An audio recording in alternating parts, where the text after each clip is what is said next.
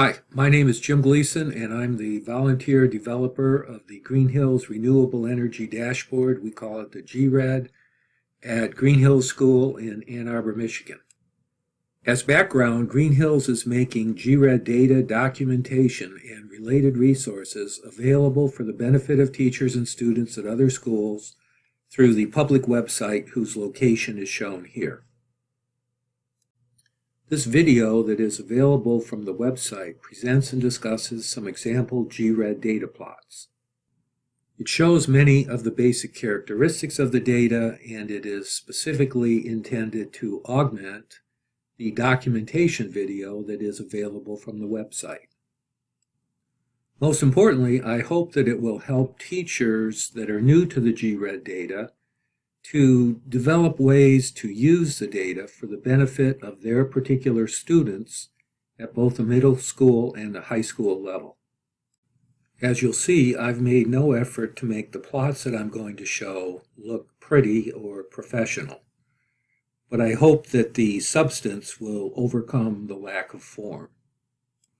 I'm going to begin with some of the weather station data, focusing on the wind speed, solar radiance, and air temperature that are most significant in terms of factors affecting the performance of the solar array and the wind turbine. We'll first start looking at some of the daily data, and then we'll progress looking in more detail at the hourly and minute-by-minute data. I'll show one slide on the rooftop temperature data, and from there we'll move into the wind turbine and solar array data, focusing initially on the power output to the battery and the LEDs from the two respective charge controllers. The example plots presented to this point are probably sufficient for most users of the GRED data. However, since the GRED architecture does characterize voltages and currents throughout, I will conclude with a discussion of some voltage and current data to the battery and LEDs from the charge controller and also into the charge controllers. Ann Arbor is located in southeast Michigan. This plot of outside temperature daily averages from March of 2015 through December of 2016 shows the trend that would be expected as we go from winter into summer, back to winter, and similarly the following year.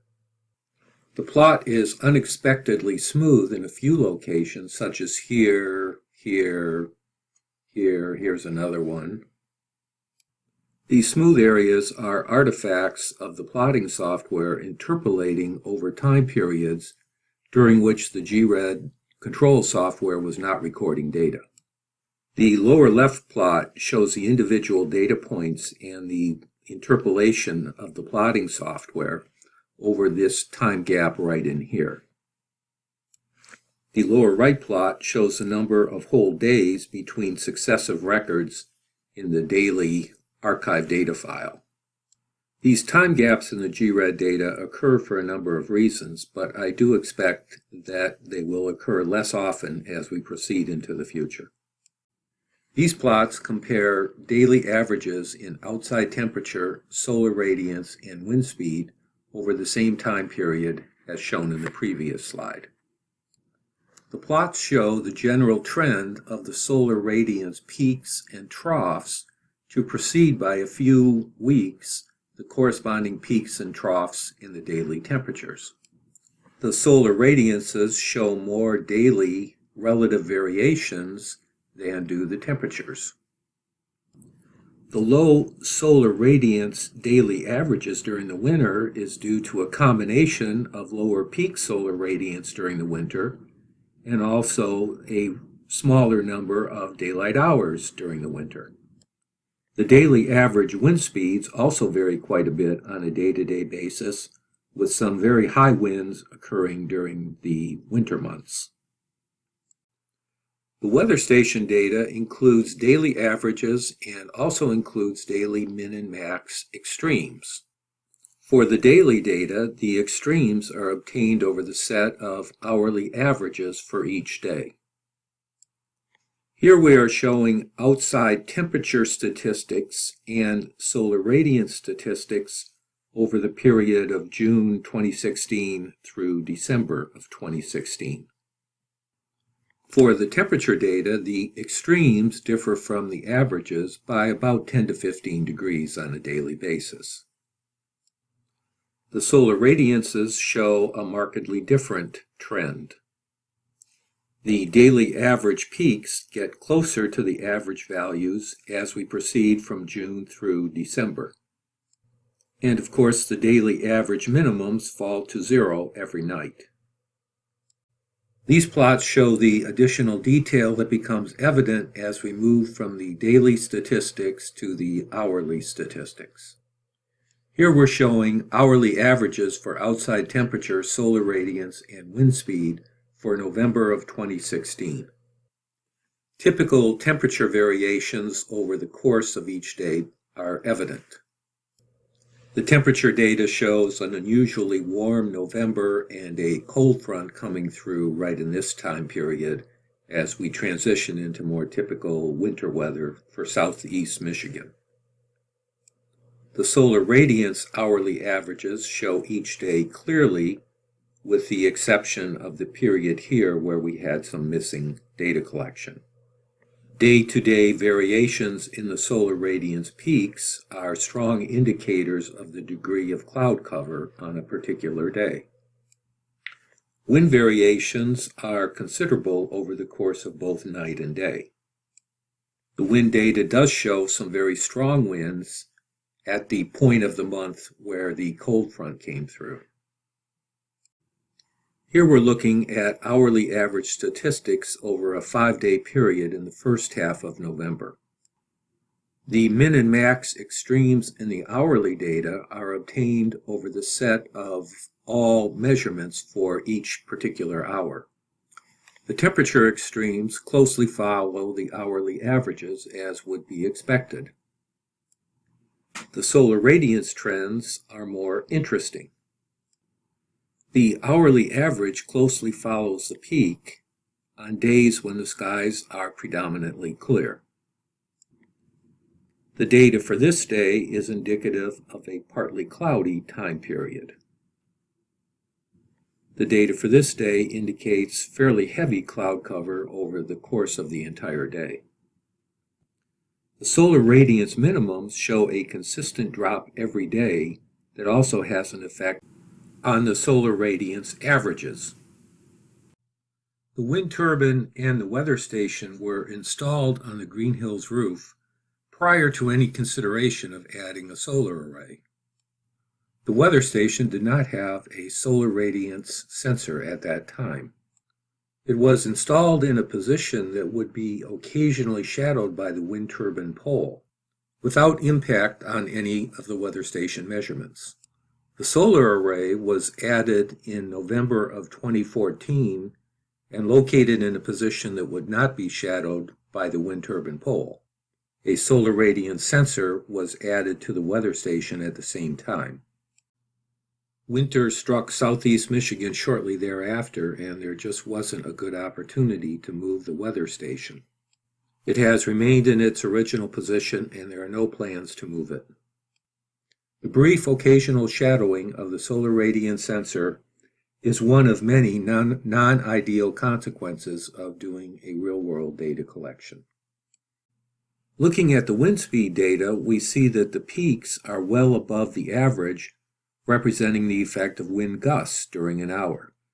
Correspondingly, the minimum values are very low, indicative of temporary calms in the winds on even the windiest day. In March of 2016, we began to collect renewable energy data on a minute-by-minute basis. This change was implemented so that we could better capture the dynamic impacts of the changes in the solar radiance and the wind speed. Here we compare the solar radiance hourly averages against the corresponding minute-by-minute averages. The solar radiance minute-by-minute data clearly shows the time and the impact of the wind turbine pole shadow. It also shows the impact of changing cloud conditions. Here we're showing hourly average air temperatures, white roof temperatures, and green roof temperatures for a period in early November 2016 and another earlier in the year, February of 2016. The green roof temperatures in green show that the green roof is effective in reducing the impact of changes in outside temperature and also of solar radiance. The green roof temperatures are particularly steady during the February time period. It's not uncommon for the white roof temperatures shown in red to vary by close to 60 degrees over the course of a single day. I suspect that the low white roof temperatures are the result of radiative cooling during clear nights. I suspect that the similarity between the white roof and the green roof temperature over these several days is a result of snow cover on the roof. So let's switch to wind turbine and solar array power outputs from their respective charge controllers to the battery and the LEDs. This plot shows daily averages in watts for the solar array in red and the wind turbine in blue during the period from March of 2015 through December of 2016. The results show that the solar array outperforms the wind turbine almost every day, with a few notable exceptions obviously associated with very windy days. It should be noted that the wind turbine performance is definitely handicapped by its location so close to the school roof and in the wind shadow of the nearby trees. I integrated the data under the two power curves to obtain the cumulative energy measures shown here in kilowatt hours. Here we have a scatter plot of the wind turbine power on a daily basis versus the corresponding average wind speed, and correspondingly for the solar array average power versus the average solar radiance. The wind turbine doesn't produce any power to the battery and LEDs at low wind speeds. The daily average data does not produce very many samples at higher wind speeds, but you do get the sense that the power output of the wind turbine does increase as the winds exceed the cut-in point for the wind turbine. The solar array scatter plot shows a strong linear trend over the entire range of solar radiances. However, there are also a significant number of data points that are displaced from the linear trend line. Both the wind turbine power and the solar array power should never be negative. The samples down here at minus half a watt from the wind turbine are clearly anomalies that are probably due to a temporary loss of sensor bias correction. The solar array scatter plot shows some samples that may be due to data collection errors. However, I suspect that these samples are probably due to snow cover on the solar array, while there was no snow cover on the solar radiance sensor, which is much smaller. Here we have a scatter plot of the solar array power versus the solar radiance using hourly averages for the period January to December of 2016. The smaller time interval gives us more data samples and also gives us better insight into how performance changes over the course of a day. Restricting our attention to the August samples, we see a very strong linear trend that corresponds quite well with the predominant linear trend that showed up for the entire year. The slope of this trend line represents the efficiency of the solar array. The scatter plot for February shows fewer samples, in part due to fewer days in the month and also in part due to less daylight time during the day. Nonetheless, there does appear to be a linear trend between the power and the solar radiance, and the slope of it is higher than the slope of the one over here. The differences in the solar array efficiency between February and August is undoubtedly related to the very different air temperatures at those two times. The GRED public website contains a link to a video that my wife Chris and I made following a presentation at the 2016 National Science Teachers Convention. The second half of that video delves into the question addressed here using some MATLAB tools that I had available at that time. The minute-by-minute data for a 5-day period in August of 2016 shows that the solar array power to the battery and the LEDs appears to correlate very strongly with the solar radiance when measured also on a minute-by-minute basis. The strong correlation certainly exists for a clear day, as suggested by the solar radiance data here. The solar radiance data clearly shows the effect of the shadowing of the wind turbine pole on the 2 clear days. A surprising result is that the solar array peak power on the clear day is less than the corresponding peak power on the previous day that is clearly partly cloudy. My guess would be that the peak power on the partly cloudy day comes from a combination of direct illumination from the sun and additional scattering from the clouds in the sky. This is a scatter plot of the solar array power on a minute-by-minute basis versus the solar radiance also on a minute-by-minute basis over the 5-day period in August. The scatter plot shows that the solar array powers and the solar radiance measurements do not correlate as strongly as we would have thought based on what we saw in the previous slide. The scatter plot for the 8th of August, which was a clear day, shows a very strong correlation.